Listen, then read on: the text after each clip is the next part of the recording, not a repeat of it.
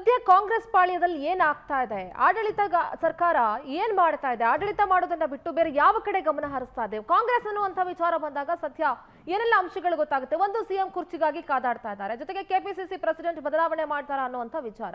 ಇದೆಲ್ಲದರ ನಡುವೆ ಸದ್ಯ ರಾಜ್ಯ ರಾಜಕಾರಣದಲ್ಲಿ ಅದರಲ್ಲೂ ಕಾಂಗ್ರೆಸ್ನಲ್ಲಿ ಒಂದಷ್ಟು ಕುತೂಹಲ ಮೂಡಿಸ್ತಾ ಇರೋದು ಈ ಡಿನ್ನರ್ ಪಾಲಿಟಿಕ್ಸ್.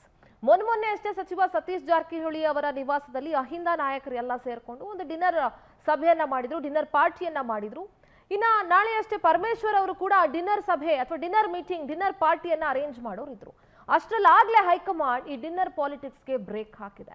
ಯಾಕೆ ಈ ಡಿನ್ನರ್ ಪಾಲಿಟಿಕ್ಸ್? ಈ ಸರಣಿ ಡಿನ್ನರ್ ಸಭೆಗಳ ಅಥವಾ ಡಿನ್ನರ್ ಪಾರ್ಟಿ, ಡಿನ್ನರ್ ಪಾಲಿಟಿಕ್ಸ್ನ ಹಿಂದೆ ಏನೆಲ್ಲ ಅಂಶಗಳು ಅಡಗಿದೆ, ಏನು ಮೆಸೇಜ್ ಅನ್ನ ಕನ್ವೆ ಮಾಡಕ್ ಹೊರಟಿದೆ ಸಿದ್ದರಾಮಯ್ಯ ಅವರ ಆಪ್ತ ಬಣ, ಇದೆಲ್ಲದರ ಬಗ್ಗೆ ಇವತ್ತಿನ ಪವರ್ ಫೋಕಸ್ ನಲ್ಲಿ ಚರ್ಚೆ ಮಾಡ್ತಾ ಹೋಗೋಣ. ಇದೇ ಇವತ್ತಿನ ಸ್ಪೆಷಲ್ ಡಿನ್ನರ್ ಪಾರ್ಟಿ ಫೈಟ್. ಸದ್ಯ ರಾಜ್ಯದ ಆಡಳಿತ ಪಕ್ಷ ಕಾಂಗ್ರೆಸ್ನಲ್ಲಿ ಡಿನ್ನರ್ ಪಾಲಿಟಿಕ್ಸ್. ಸಂಕ್ರಾಂತಿ ವೇಳೆ ರಾಜಕೀಯ ಕ್ರಾಂತಿಗೆ ಇದು ಮುನ್ನುಡಿನ, ಅದಕ್ಕೋಸ್ಕರನೇ ಈ ಸರಣಿ ಡಿನ್ನರ್ ಸಭೆಗಳನ್ನ ಮಾಡಿ ಒಂದಷ್ಟು ಪ್ಲಾನ್ಗಳನ್ನ ಮಾಡ್ಕೊಳ್ತಾ ಇದ್ದಾರಾ. ಸಚಿವ ಸತೀಶ್ ಜಾರಕಿಹೊಳಿ ನಿವಾಸದಲ್ಲಿ ಸಭೆ ಬಳಿಕ ಭಾರಿ ಚರ್ಚೆಗೆ ಗ್ರಾಸವಾಗಿದೆ ಡಿನ್ನರ್ ಪಾಲಿಟಿಕ್ಸ್. ಅಹಿಂದ ವರ್ಗದ ಸಚಿವರು ಶಾಸಕರ ಡಿನ್ನರ್ ಮೀಟಿಂಗ್ ಇದೆಯಲ್ಲ, ಇದು ಕಾಂಗ್ರೆಸ್ನಲ್ಲಿ ಸಾಕಷ್ಟು ಚರ್ಚೆಗೆ ಗ್ರಾಸವಾಗಿದೆ. ಡಿಸಿಎಂ ಡಿಕೆ ಶಿವಕುಮಾರ್ ವಿದೇಶಕ್ಕೆ ತೆರಳಿದ್ದ ವೇಳೆ ಈ ಡಿನ್ನರ್ ಸಭೆ ನಡೆದಿದೆ. ಡಿನ್ನರ್ ಸಭೆಗೆ ಗೊತ್ತಿಲ್ಲ, ಮಹತ್ವ ಬೇಡ ಅಂತ ಡಿಕೆ ಶಿವಕುಮಾರ್ ಹೇಳಿದ್ದಾರೆ. ಡಿನ್ನರ್ ಸಭೆ ಬಗ್ಗೆ ನನಗೆ ಗೊತ್ತಿಲ್ಲಪ್ಪ, ಇದಕ್ಕೆ ಅಷ್ಟೊಂದು ಇಂಪಾರ್ಟೆನ್ಸ್ ಕೂಡ ಅವಶ್ಯಕತೆ ಇಲ್ಲ ಅಂತ.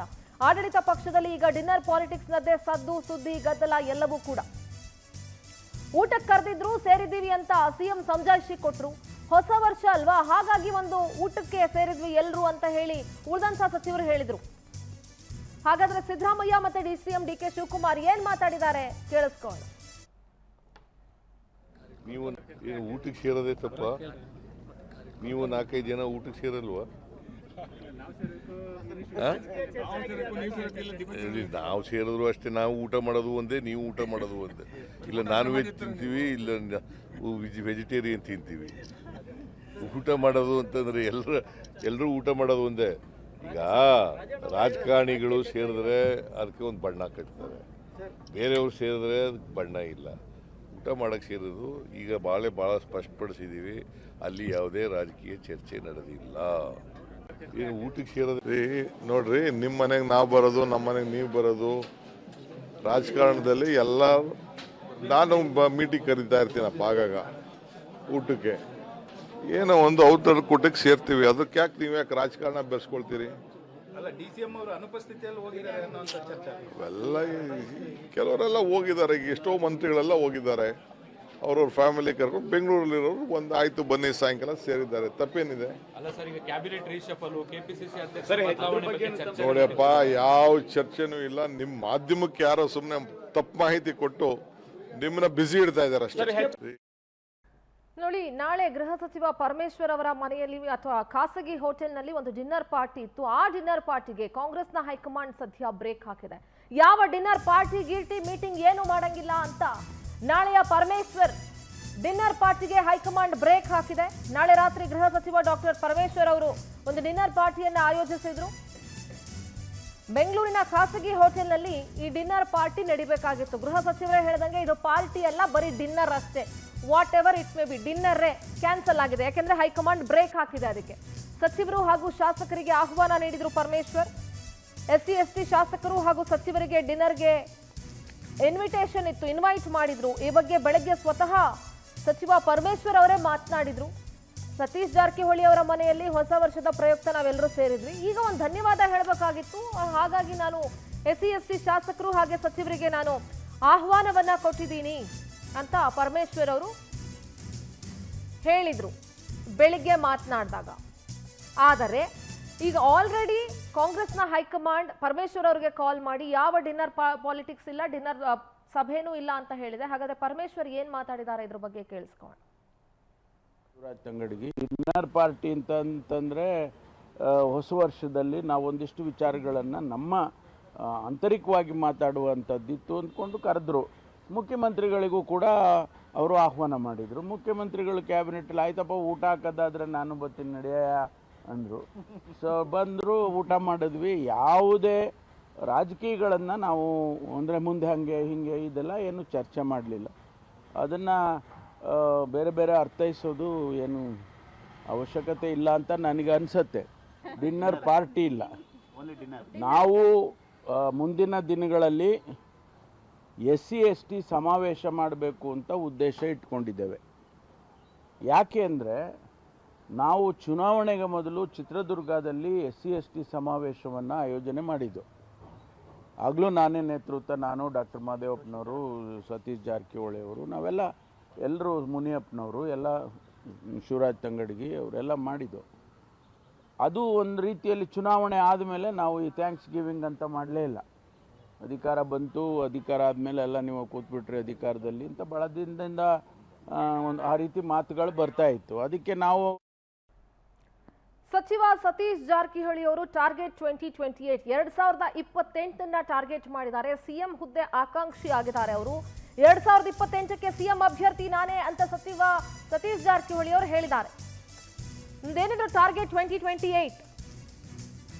ಡಿನ್ನರ್ ಮೀಟಿಂಗ್ ಬಳಿಕ ಸಚಿವ ಜಾರಕಿಹೊಳಿ ಸ್ಪಷ್ಟನೆ ಕೊಟ್ಟಿದ್ದಾರೆ. ಸದ್ಯಕ್ಕೆ ನೋಡ್ರಿ ಸಿಎಂ ಹುದ್ದೆ ಖಾಲಿ ಇಲ್ಲ, 2028ಕ್ಕೆ ನಾನು ಆಕಾಂಕ್ಷಿ ಅಂತ ಹೇಳಿಕೆ ಕೊಟ್ಟಿದ್ದಾರೆ.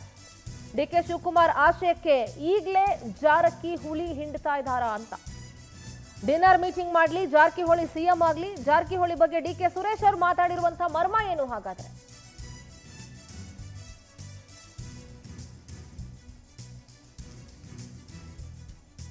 ಡಿನ್ನರ್ ಮೀಟಿಂಗ್ ಆದ್ರೂ ಮಾಡ್ಕೊಳ್ಳಿ, ಜಾರಕಿಹೊಳಿ ಆದ್ರೂ ಸಿಎಂ ಆಗ್ಲಿ ಅಂತ ಹೇಳಿದಂತ DK ಸುರೇಶ್ ಅವರ ಮಾತಿನ ಮರ್ಮ ಏನು?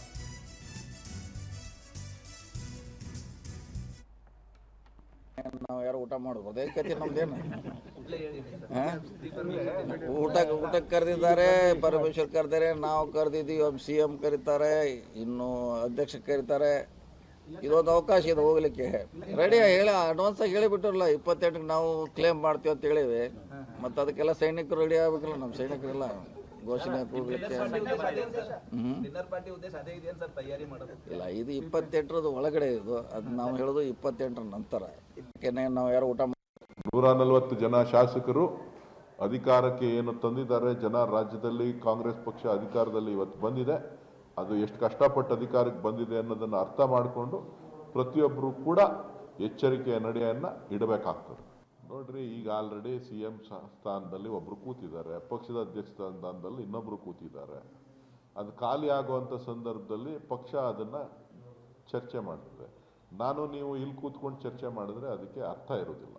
ಏನೇ ತೀರ್ಮಾನ ಮಾಡಬೇಕು ಅಂತ ಅಂದರೆ ನಮ್ಮ ನಾಯಕರು, ರಾಷ್ಟ್ರೀಯ ನಾಯಕರಾದಂಥ ಮಲ್ಲಿಕಾರ್ಜುನ್ ಖರ್ಗೆ ಅವರು ತೀರ್ಮಾನ ಮಾಡಬೇಕು, ರಾಹುಲ್ ಗಾಂಧಿ ಅವರು ತೀರ್ಮಾನ ಮಾಡಬೇಕು.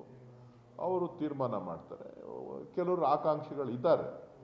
ಶಿವಕುಮಾರ್ ಅವರು ಕೂಡ ಏನು ಇರಲೇಬೇಕು ಆ ಸೀಟಲ್ಲಿ ಅಂತಕ್ಕಂಥದ್ದೇನಿಲ್ಲ. ಅವರು ಕೂಡ 4 ವರ್ಷನೋ 5 ವರ್ಷನೋ ಅವರು ಕೂಡ ಆಡಳಿತವನ್ನು ನಡೆಸಿದ್ದಾರೆ. ಅಧ್ಯಕ್ಷರಾಗಿ ಪಕ್ಷವನ್ನು ಅಧಿಕಾರಕ್ಕೆ ತಂದಿದ್ದಾರೆ. ಯಾರು ಬೇಕಾರಾಗಲಿ, ಸತೀಶ್ ಜಾರಕಿಹೊಳಿ ಆದರೂ ಸಂತೋಷ, ರಾಜಣ್ಣ ಆದರೂ ಸಂತೋಷ, ಪರಮೇಶ್ವರ್ ಆದರೂ ಮತ್ತೊಮ್ಮೆ ಆದರೂ ಇನ್ನೊಬ್ಬರು ಸಂತೋಷ, ಅಥವಾ ಇನ್ಯಾರಾದ್ರೂ ನಾವು ಆಗಲೇಬೇಕು ಅಂಥೇಳಿ ಭಾಳ ತರಾತುರಿನಲ್ಲಿದ್ದರೆ ಅವರು ಅದಕ್ಕೂ ಸಂತೋಷ. ಯಾರು ಆಗಬಾರ್ದು ಅಂತೇನಿಲ್ಲ, ಆಗ್ಬೋದು, ಎಲ್ಲರೂ ಆಗ್ಬೋದು. ನೋಡಿ, ಸಚಿವ ಸತೀಶ್ ಜಾರಕಿಹೊಳಿ ಅವರ ನಿವಾಸದಲ್ಲಿ ನಡೆದಂತಹ ಈ ಡಿನ್ನರ್ ಮೀಟಿಂಗ್ ಅಥವಾ ಡಿನ್ನರ್ ಪಾರ್ಟಿಯ ಎಫೆಕ್ಟ್ ಎಷ್ಟು ಮಟ್ಟಿಗಾಗಿದೆ ಅಂತಂದ್ರೆ, ಕಾಂಗ್ರೆಸ್ನ ಒಳಗಿರುವಂತಹ ಒಕ್ಕಲಿಗ ಹಾಗೆ ಲಿಂಗಾಯತ ನಾಯಕರು ಅಸಮಾಧಾನ ವ್ಯಕ್ತಪಡಿಸಿದ್ದಾರೆ. ಒಕ್ಕಲಿಗ ಮತ್ತು ಲಿಂಗಾಯತ ನಾಯಕರ ಅಸಮಾಧಾನ ಸ್ಫೋಟಗೊಂಡಿದೆ. DK ಶಿವಕುಮಾರ್ ವಿದೇಶಕ್ಕೆ ತೆರಳಿದಂತ ಸಂದರ್ಭದಲ್ಲಿ ಡಿನ್ನರ್ ಪಾರ್ಟಿ ಮಾಡಿರೋದಕ್ಕೆ ಒಕ್ಕಲಿಗ ನಾಯಕರು ಕಿಡಿಕಾರಿದ್ದಾರೆ. ಒಕ್ಕಲಿಗ ನಾಯಕರಿಗೂ ಕೂಡ ಡಿನ್ನರ್ ಮೀಟಿಂಗ್ಗೆ ಆಹ್ವಾನ ಇರಲಿಲ್ಲ. ಇದೀಗ ವೀರಶೈವ ಲಿಂಗಾಯತ ಸಮುದಾಯದ ನಾಯಕರು ಸಭೆ ಸೇರೋದಕ್ಕೆ ಡಿಸೈಡ್ ಮಾಡಿದ್ದಾರೆ. ಬೆಂಗಳೂರಲ್ಲಿ ಸಭೆ ಸೇರೋದಕ್ಕೆ ಲಿಂಗಾಯತ ಕೈ ನಾಯಕರು ಪ್ಲಾನ್ ಮಾಡ್ಕೊಂಡಿದ್ದಾರೆ. ಲಿಂಗಾಯತ ಸಚಿವರು, ಶಾಸಕರ ಹಂತದಲ್ಲಿ ಈ ಬಗ್ಗೆ ಭಾರಿ ಚರ್ಚೆ ನಡೀತಾ ಇದೆ. ಸಭೆ ಉದ್ದೇಶ, ತಂತ್ರಗಳ ಬಗ್ಗೆ ಶಾಮನೂರು ಶಿವಶಂಕರಪ್ಪನವರಿಗೆ ಮಾಹಿತಿಯನ್ನು ನೀಡಲಾಗಿದೆ. ಅವಕಾಶ ಸಿಕ್ಕಿದ್ರೆ ಕೈ ಚೆಲ್ಲದೆ ಒಗ್ಗಟ್ಟು ಪ್ರದರ್ಶನಕ್ಕೆ ಈಗ ಒಕ್ಕಲಿಗ ಮತ್ತೆ ಲಿಂಗಾಯತ ಸಮುದಾಯದ ನಾಯಕರು ಚಿಂತನೆ ಮಾಡ್ಕೊಂಡಿದ್ದಾರೆ. ಮತ್ತೊಂದು ಕಡೆ KPCC ಅಧ್ಯಕ್ಷಗಿರಿಗೆ MB ಪಾಟೀಲ್ ಹೆಸರು ಮುಂಚೂಣಿಯಲ್ಲಿದೆ. ಸತೀಶ್ ಜಾರಕಿಹೊಳಿ ಅವರ ನಿವಾಸದಲ್ಲಿ ಸಿದ್ದರಾಮಯ್ಯ ಅವರ ಆಪ್ತ ಸಚಿವರು ಅಥವಾ ಶಾಸಕರು ಏನ್ ಸೇರಿದ್ರು, ಅಹಿಂದ ನಾಯಕರು ಅಂತ ಏನ್ ಹೇಳ್ತೀವಿ, ಅವರು ಸೇರ್ಕೊಂಡಿದ್ರಲ್ಲ, ಅದರ ಎಫೆಕ್ಟು ಈಗ ಬೇರೆ ಬೇರೆ ಸಮುದಾಯದ ನಾಯಕರು ಕೂಡ ನಮ್ಮ ಸಮುದಾಯದಿಂದನೂ ನಾವು ಸಭೆ ಮಾಡಬೇಕು ಅಂತ ಹೊರಟು ನಿಂತಿದ್ದಾರೆ. ಎಲ್ಲೋ ಒಂದ್ ಕಡೆ ಕಾಂಗ್ರೆಸ್ನ ಒಳಗಡೆನೆ ಜಾತಿ ನಡುವೆ ಕಚ್ಚಾಟ ಶುರುವಾಗುತ್ತಾ? ಈಗ ಲಿಂಗಾಯತ ಸಮುದಾಯ ನೋಡಿದ್ರೆ ನಮ್ಮ ಸಮುದಾಯದವ್ರು ಯಾರಾದ್ರೂ ನೆಕ್ಸ್ಟ್ ಸಿಎಂ ಆಗಬೇಕು ಅಂತ, ಒಕ್ಕಲಿಗ ಸಮುದಾಯ ತಗೊಂಡ್ರೆ ನಮ್ಮ ಸಮುದಾಯದಿಂದ ನೆಕ್ಸ್ಟ್ ಸಿಎಂ ಆಗಬೇಕು ಅಂತ.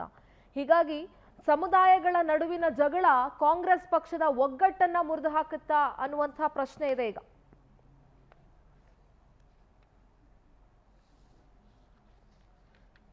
ಇದೇ ವಿಚಾರವಾಗಿ ಇವತ್ತು ಚರ್ಚೆ ಮಾಡ್ತಾ ಹೋಗೋಣ. ನಮ್ಮ ಜೊತೆಗೆ ಕಾರ್ಯಕ್ರಮದಲ್ಲಿ ಮುನೀರ್ ಅವರು, ಅಬ್ದುಲ್ ಮುನೀರ್ ಅವರು ಕಾಂಗ್ರೆಸ್ ವಕ್ತಾರರು ಜಾಯ್ನ್ ಆಗಿದ್ದಾರೆ. ಮುನೀರ್ ಜಿ ನಮಸ್ತೆ, ಕಾರ್ಯಕ್ರಮಕ್ಕೆ ಸ್ವಾಗತ.